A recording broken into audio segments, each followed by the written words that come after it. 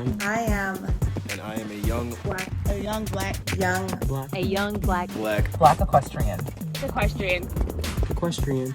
Black equestrian. Equestrian. Black equestrian. equestrian. Black equestrian. I'm a young black equestrian. I am a young black equestrian.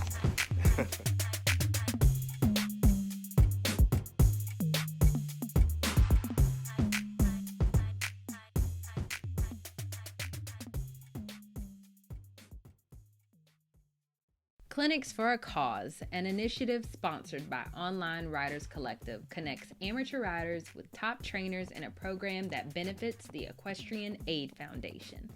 For only $25, riders submit videos up to 15 minutes long and get audio feedback from top clinicians recorded over their video clip.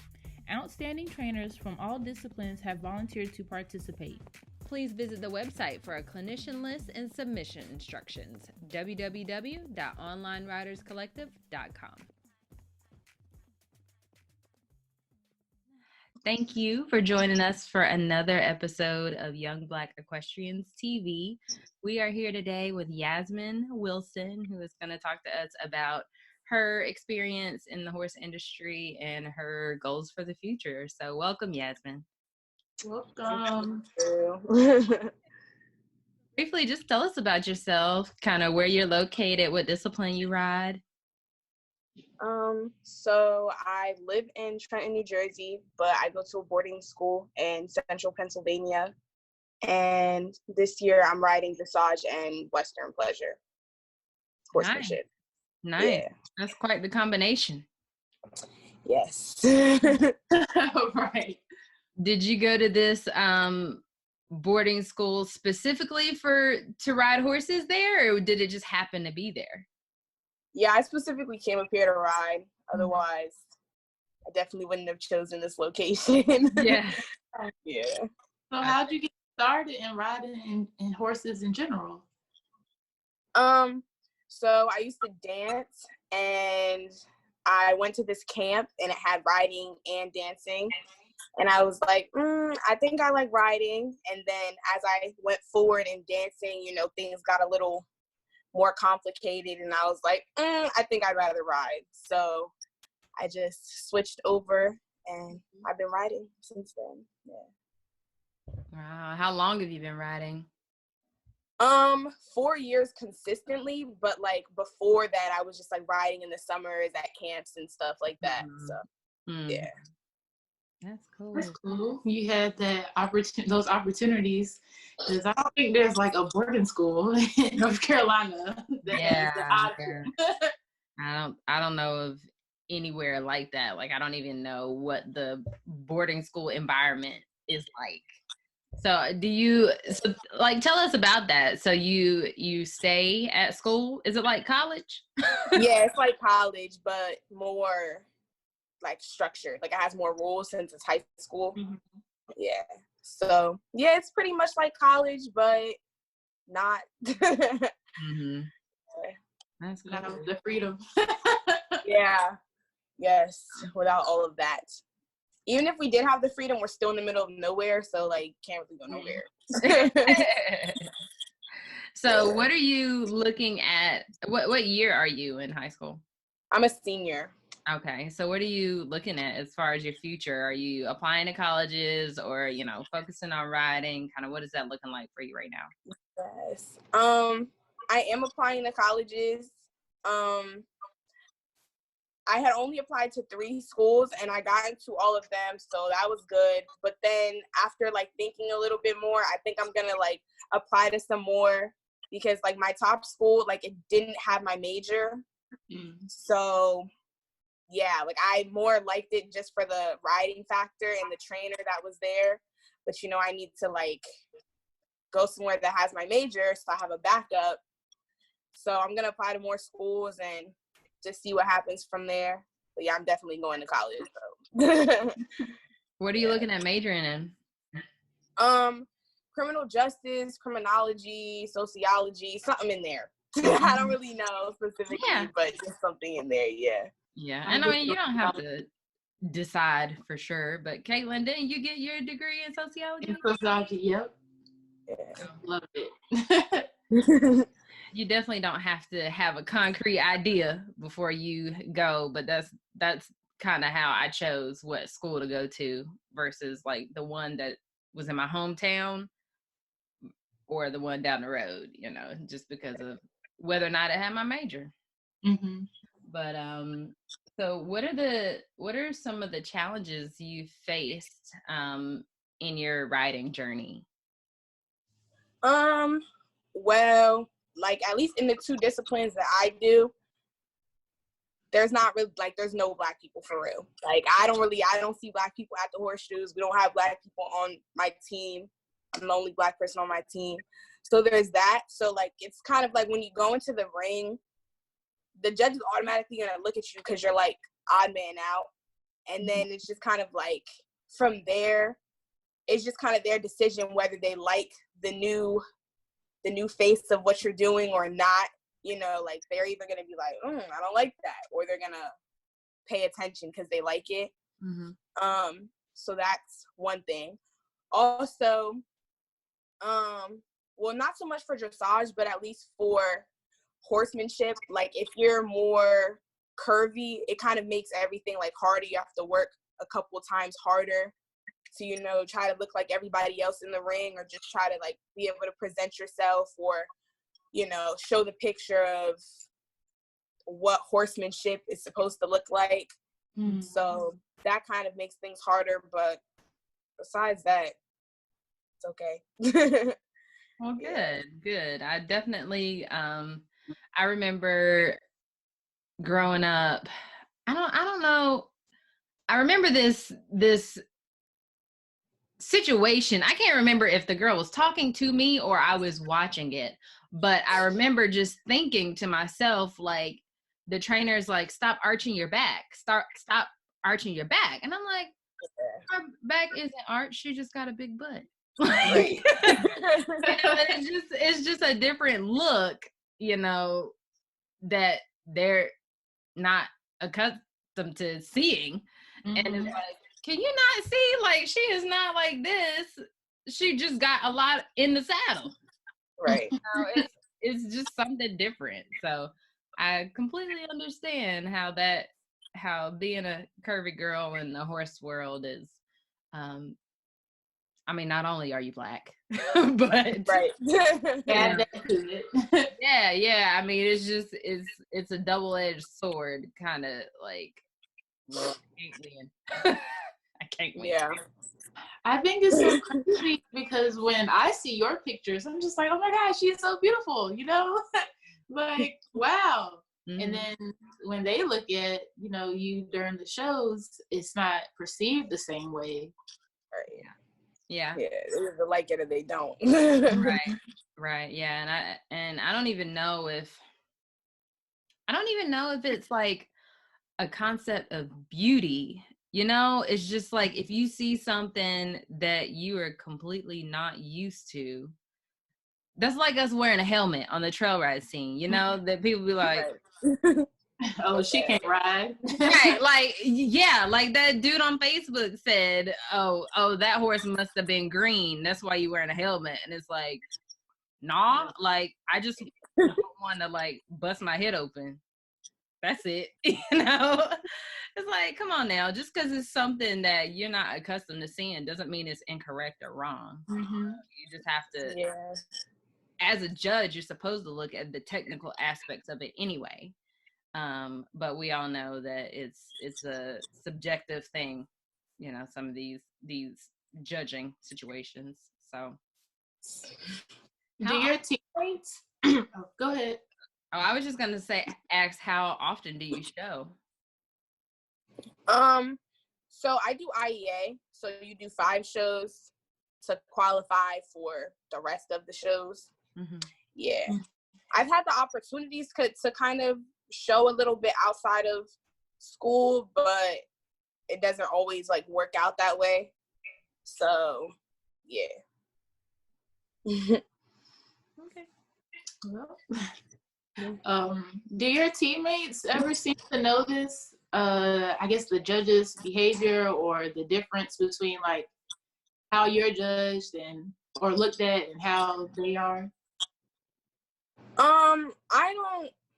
They probably notice, but I've only had like one close friend that's like said something about it to me, and she only said something to me about it after she graduated. Like she went to her college and she was like, you know, I really know what you were talking about. I definitely see it now. Like that type of conversation. But no, like nobody really like mentions it. Yeah. Do you share your concerns with your team or with your, I don't know if you have a coach or a trainer? Do you ever share your concerns with them, and like what is their response? So sometimes I do, but it's more like I don't just kind of go to them like, hey, like this is what's going on. It's more of like when I'm training and like they're correcting me on certain things, like we'll make the correction and then after the fact I'll be like, you know, like this is really hard because I'm not built like that. Or like when we are training, I'm like, you need to push me and try to make sure that I can look as best as I can, because I still am going to have to work twice as hard as these other girls going around the ring. I want to win. Like, so, you know, we have to, you know, we can't really let the little things slide, because I want to have just as much as the upper hand as everybody else, or as much as I can.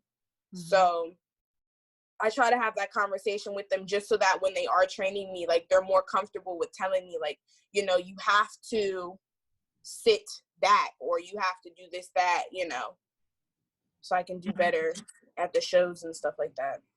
Yes. Yeah. And I feel like that's another aspect of it, you know, the people that we are training under,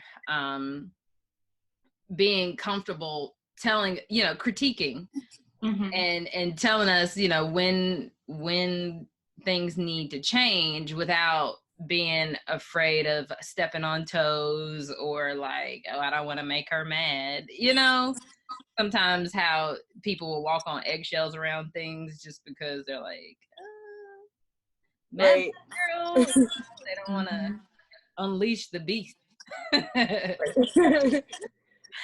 So I understand that completely, just like through work. Like, they're like, oh, I don't want to say anything to her and I'm like, anyway, no, it's not about me. I'm not even gonna tell that story. Let me just move on to I think it was your mom who made the post of the competition that we shared when you won a ribbon, and I think you placed first in something. Yeah, that was my dressage test. Is your mom pretty supportive? Yeah, she's very supportive. She knows absolutely nothing about horses and all of that. So she just kind of like, you looked great. I'm like, Mom, I didn't place. And she's like, you still looked great. Like, yeah. So she's very supportive. I mean, we need that, man. Yeah. Somebody do. We need somebody to say, I don't care what you know. Tell me all the good things about me. Because I'm guessing that she goes with you to your shows, right? No. Sometimes she can come and watch a show, but since I am like 4 hours from home, she doesn't really come to my shows very much. I only just got comfortable with her coming to my shows because it's like every time she would come watch me at a show, it was like the worst I would do. Like, I would never place well. Something would always happen with the horse situation. I was like, and she's here watching. She's probably looking like, this is what I'm paying for. But yeah, so I mean, I only just kind of got comfortable with her watching me at shows. Yeah. Oh. Do you think you're more nervous with her there? No, I don't think I'm more nervous. Like, I just think it's by coincidence that like your mom's here. Now everything wants to go crazy. Okay. I can see how that could be the case. I literally had to drag all my people to the show because I was a one-man show. I'm like, I need you to grab the brush. they became grooms and they didn't even know what a groom was. So it's funny how those, experiences are completely different. So how has riding kind of affected your life as a whole? I definitely think it has affected it in a very positive way. Like when I go through gaps of time where I can't ride, it's like almost kind of depressing. Like, oh, like I need to go sit on a horse for a little bit. Mm-hmm. Yeah, and I mean, it definitely makes you more conscious because it's not like a sport where all you have to do is like bring yourself to the facility or to the sport and just do you. Like, you have to bring this large animal with you. Mm-hmm. You got to sit on it, and then you got to have a conversation with it while you're riding it, and then hope that everybody in the situation is happy with like what's kind of going on. So I feel like for me at least, it definitely made me more conscious of like having somebody else or something else involved with what I'm doing. Mm-hmm. Yeah. And a lot of people don't even realize like what other sport has that relationship. Right.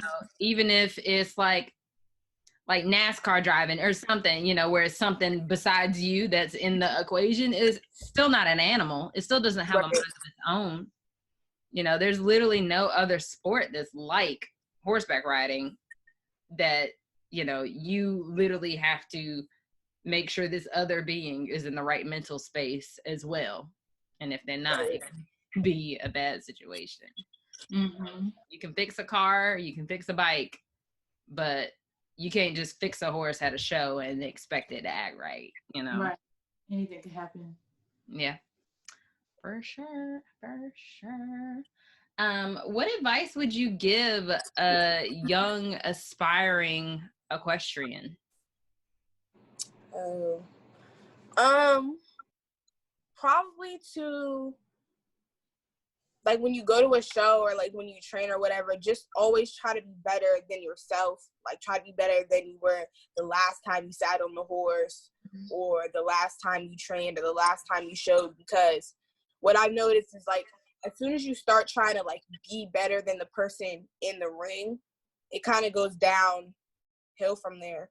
Because I mean, they're on a different horse, they're having a different conversation, they have a different relationship with that animal. So it's just important to just try to be better than yourself, because that's the only thing that you will know, like, on a more personal level. Like, you don't know what they're thinking or what their horse is thinking. You just know what you're thinking and what your horse feels like under you. So you just kind of have to strive to be better than yourself. I feel like that's like the best thing. I wish somebody told me that. Yeah, for sure. Yeah, because I mean, what's the quote? Comparison is the thief of joy, or something like that. That goes for anything, whether it be, seeing someone running a successful business, or seeing somebody making some money, or even just riding around the arena with somebody else and be like, looking at what they got going on. That means you're not paying attention to what you got going on, and putting 100% in your own moment. So when you fall short, it's like, well, you weren't giving 100% because you were worrying about, somebody else's business. So I think that is definitely some sound advice. Yeah. What are your goals for the future? Have you like thought in about general or horse wise? Both. So in my future, I mean, I'm definitely going to college, so I just hope all of that goes well. And when I come out, I can have like, a nice job that I can go work, make some money. Horse wise, I don't know. I'm trying to figure that out right now. I feel like I've said this for a while, but I definitely want to kind of go into like the rodeo scene, gaming, barrel racing. I'm very interested in going into that. So I feel like my future probably holds more of that. But as for like dressage and horsemanship, I don't really know. Like, I like doing dressage, and I'm good at dressage. And horsemanship, I don't really know how far I'm going to go in that one, because it's harder for me to just sit on a horse and look pretty. So I think those other two things will be a big part of my future, I think.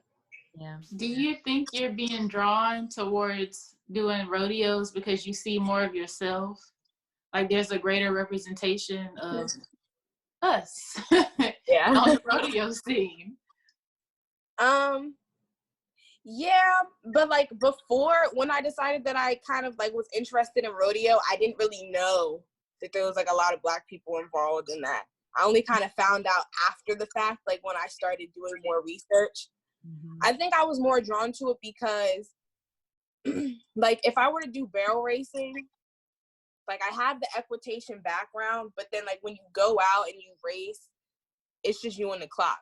You know, it's not. Yeah, it doesn't matter what you look like. Yeah. It's all of that. And I like that idea. Yeah. So I feel like that's kind of like what drew me toward it. And then like when I did see that there were more Black people involved in that, I was like, oh, okay, I can go and be around people like me. I can go compete with people like me. And then my mom took me to a couple like Black rodeo things. Like we went out to Arizona and I went to this Black rodeo show and I was like, yes, that's what I'm trying to do. So yeah. That's cool. That's cool. And that's honestly not the first time we've heard that. And I feel like it's a difference between cultures, you know, Black people and non-Black people in the horse industry wanting to be judged based on your appearance versus something that cannot be questioned, like a time clock. You know, I feel like we've heard that before, someone mentioning, you know, this is why I'm more comfortable with this or more excel more at these speed events because it's not a question. It doesn't matter what anybody thinks. It's what time did you get? Did you hit a barrel? Did you hit a pole? You know, did you complete it? Period. Even with the ones that require like the rider to do more, like the mounted archery and the mounted shooting, you know, it's still, you know, you still have to have that skill, but it's not an opinionated, you know, decision. It's the clock. Like that's it. How much time did it take? So I think that's interesting. I don't know. Granted, we haven't interviewed any white people, but I don't know if they have the same thought process. Like, oh, I prefer to do jumper because of I don't want people to be judging the way I look. You see what I'm saying? Like, I wonder if they even have that thought. Yeah. I don't know. Like it's just like so much more for us to think about and consider. And some things should be there, or they should at least change over time, especially when kind of across the board. Remember we had one interview and the rider was saying she kind of felt like the environment she was in was a little stuffy, you know, and then you get around more Black people, more Black equestrians, and you feel more at peace and relaxed. Like, what is it? How are you inviting people into your discipline if you know, across the board, y'all kind of acting a certain kind of way or giving off certain vibes? Yeah. Yeah. And honestly, I mean, I've heard, I feel like the horse industry period is cliquish. Like, it's what it is. That's people flock to who they know and what they know. You know, and I've heard some things about even the Black rodeo scene being cliquish, or one group of people usually wins. But at the end of the day, you know, everybody's watching the clock. So, you know, I think it's just, again, one of those subjective things. It's just a matter of where you are in the moment and what you are seeing and how you feel. That kind of tells you or gives you that broader experience. Like, this is what I like. This is what I don't like. These are the people I like. This is the discipline I like. Because I can say that, I mean, Western dressage is new. That's not like something that's been around for a long time. And I just like was looking into like the gated dressage, which is newer than Western dressage. So even trying to break into a newer discipline as someone that doesn't look like everybody else who started it, you know, it just depends on who you are as a person, how comfortable you're going to be. Mm-hmm. I mean, it's hard, man. Right. It is. It's hard. Well, do you have any other gems you would like to share with our audience? I literally had one in my head because I read that question, and it's really not trying to come to my mind right now. Hold on, give me like 2 seconds. Let me think. Because I thought it was a good one that I had. That is all right. That is all right. I know. I don't think so. Or maybe something for other what am I trying to say? Young adults your age to balance, you know, a hobby and school, because those things can get hard. But you said how to balance the hobby and your school. Yeah. Kind of. Okay.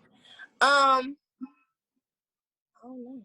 Just make sure, you know, if you're doing any hobby and you're doing school, you like schoolwork is always first, and it kind of sucks, but it really is.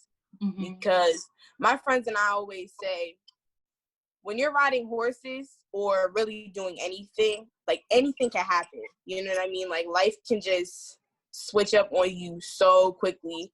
And it's like, if you're not grounded in something else, like some type of backup something, then, you know, just makes things a lot messier, makes things a lot more complicated. You know, school is very important. Jobs are important. Your source of money is important. So just make sure you keep everything balanced and your priorities straight. Priorities, yes. Priorities. Yes. Yeah. That is the word of the day, man. Priorities. I know that. I am currently procrastinating on a paper, so I'm gonna get to work on it later. I have planned to do that later, but I think that's another interesting thing, like the word balance. I've been listening to other podcasts and stuff, and at this point, since we're like me and Caitlin, am I beside Caitlin on your screen? Well, you're below. Oh, okay. Well, on my screen, we're side by side. But just young professionals' work-life balance. And I was listening to another podcast that was mentioning that like balance doesn't exist. Like it's not achievable, I guess. Like you just have to learn how to manage it or create some kind of harmony between the things that you are doing. And, you're never going to just sit here and be like, everything is getting the correct amount of meat that it should be. You're like, no, that's not the case. And, you'll go for months like, I'm just trying to find balance. I'm just trying to find balance. I'm doing this. I'm doing that. Doing this, doing that. Where it's really just, just be okay with it not being balanced and just plan like that, have that time management so that you just achieve your goals. Right. Does that make sense? Yeah, that's more, it does. And it's more, achievable. If you're going to set time each day to do something, I guess it doesn't matter how much time you set, as long as you set time and you get it done that day, you're not pushing it on. Right. And it falls over and it's like 3 months later and you ain't done nothing. Right. Exactly. So, I mean, that would be my advice to you as a high school student, even when you get into college and you're going to have more of a social life in school, Right. college. You know, not beating yourself up if you feel like things are a little unbalanced, but just setting the goals. Like, what is it that you want to have done? It doesn't matter if you spend 30 minutes on it or an hour on it. If it's done, it's done, you know, and not beating yourself up about like not having enough time, or, you know, I just want to take a nap. Like, girl, take your nap. It'll be okay, you know, but just know that when you wake up, you got to do what you gotta do. Yeah. Yep. That would be my advice to you. Not that you asked, but I just felt like I had to give it. That's good advice. I did need that. I'm one of the people looking for the balance, so yes.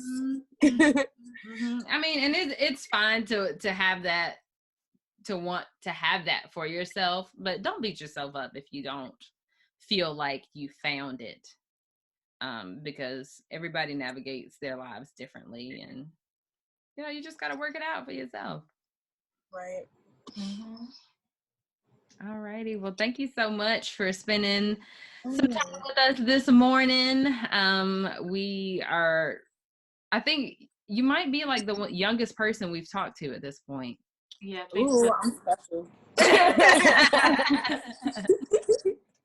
So it's interesting to get like a different perspective, because I mean, we've been talking to, you know, people older than us that are in the industry and, you know, making money. Yeah, making that money and doing all these amazing things. But that's just another one of the reasons why we wanted to do this podcast. Like, we wanted to highlight these normal people, you know, that are like us. I mean, we're not out in the horse industry going to shows and, you know, throwing Across the world. on horses. Like, we're just two people that recognize the need for our opinions and our experiences to be shared with everybody else. So I appreciate being able to have people of all ages. I mean, it says young Black equestrians, just because old Black equestrians don't sound good. So. Right. You're right. So thank you again, and Thank you for having me. Yeah, you enjoy your day. Enjoy the rest of your day. You too. Bye. Bye. Thank you for listening to another episode of Young Black Equestrians. Head over to our Facebook and Instagram pages and let us know. Do you think work-life balance exists? Be sure to subscribe to our YouTube channel and check us out next week for another episode.